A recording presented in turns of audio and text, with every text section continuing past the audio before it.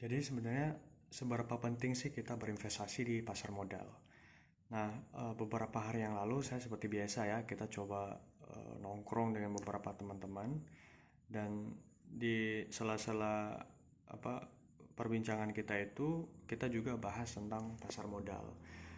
Nah, ada teman saya itu dia bertanya, kenapa sih kita harus berinvestasi di pasar modal ya? Padahal uang kita itu tidak terlalu banyak, mungkin hanya sekitar jutaan saja. Jadi saya teringat kembali dengan materi-materi tentang mengapa kita harus berinvestasi di pasar modal. Setidaknya secara general itu ada dua. Yang pertama kita harus sadari bahwa produk-produk yang kita konsumsi hari ini ya seperti air mineral dengan merek Aqua, Cleo itu sudah listing di pasar modal. Nah, jadi sangat sayang sekali jika kita ini hanya sebagai konsumen tidak mau berinvestasi di pasar modal ya dengan membeli saham-saham dari perusahaan-perusahaan tersebut. Nah, dengan membeli saham dari perusahaan tersebut artinya kita sudah memiliki kepemilikan perusahaan tersebut walaupun dengan porsi yang sangat kecil sekali.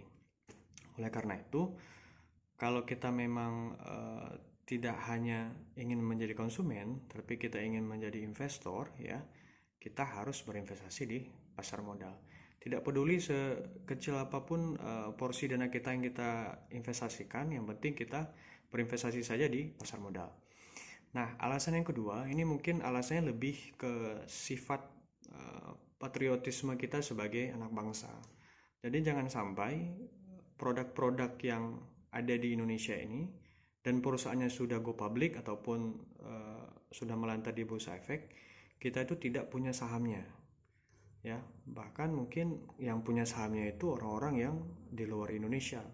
Jadi sangat disayangkan ketika kita berbicara tentang kemerdekaan Indonesia ya, kita berbicara tentang bahwa orang Indonesia ini harus menguasai sumber-sumber modal, tetapi begitu ada perusahaan yang sudah melantai di bursa efek, tapi kita tidak mau membeli sahamnya.